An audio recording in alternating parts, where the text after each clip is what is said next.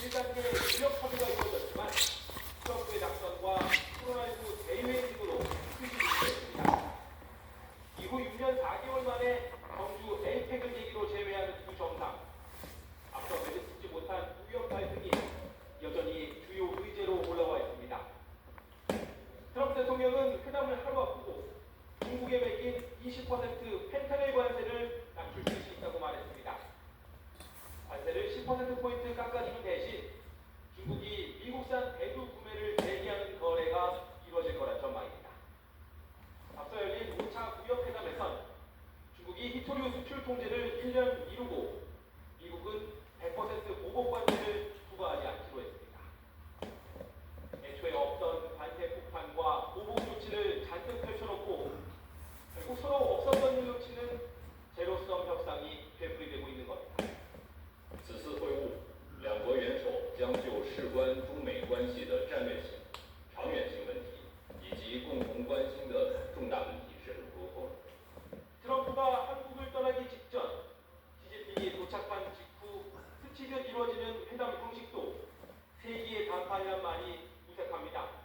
트럼프 재집권 이후 전 세계로 확대한 관세 전쟁에 마침표를 찍는 빅딜보단 미공의 휴전 상태를 유지하는 데 그칠 거란 관측이 나오는 이유입니다. 회의실에서 YTN 강정입니다. 경제선 반트럼프 단체가 한미 정상회담장 진입을 시도하다가 강제로 해산됐습니다. 각국 정상의 방한 일정에 맞춰서 집회 시위가 줄줄이 예고되며 경주 도심의 경비 태세는 한층 삼엄해졌습니다. 김근우 기자의 보도입니다. 경찰 기동대원들이 달려오는 시위대를 급히 막아섭니다. 한미 정상회담에 맞춰 반트럼프 단체가 경찰의 저지선을 뚫고 기습적인 시위에 나선 겁니다. 경찰은 현장 인력을 추가 투입해 차단선을 만들고 2시간여 만에 이들을 강제 해산시켰습니다.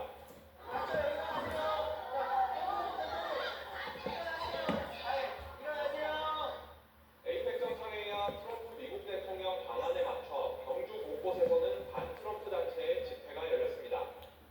이에 맞서 보수단체도 경주에서 트럼프 대통령을 환영하는 집회를 열며 맞불을 놓았습니다.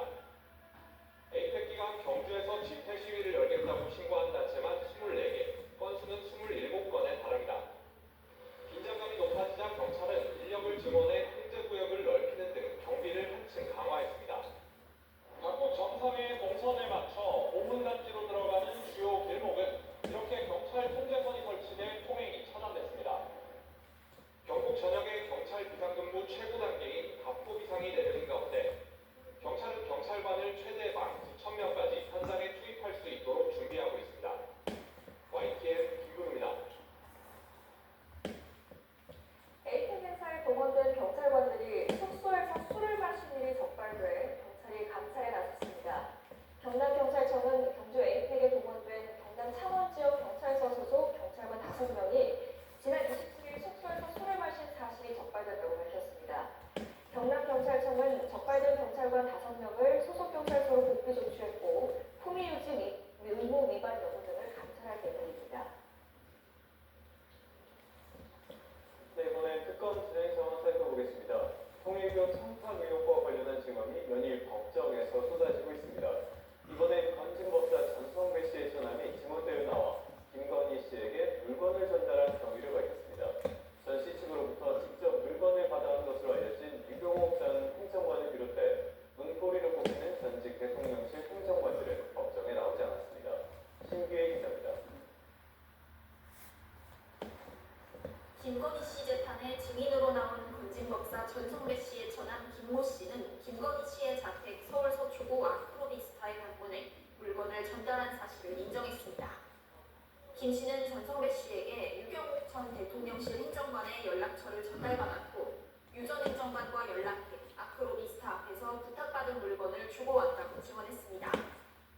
특검은 김 씨의 아크로비스타 출입 기록과 통일교 쪽에서 전 씨에게 물건들을 전달한 날짜를 바탕으로 김 씨에게 샤넬 가방과 인상, 그라프 목걸이를 전달하지 않았느냐고 캐물었는데 김 씨는 자신이 전달한 물건이 구체적으로 무엇인지는 잘 몰랐다고 답변했습니다. 또 물건을 전달받은 사람이 유경옥 전 행정관인지도 최근에 알았다고 말했습니다.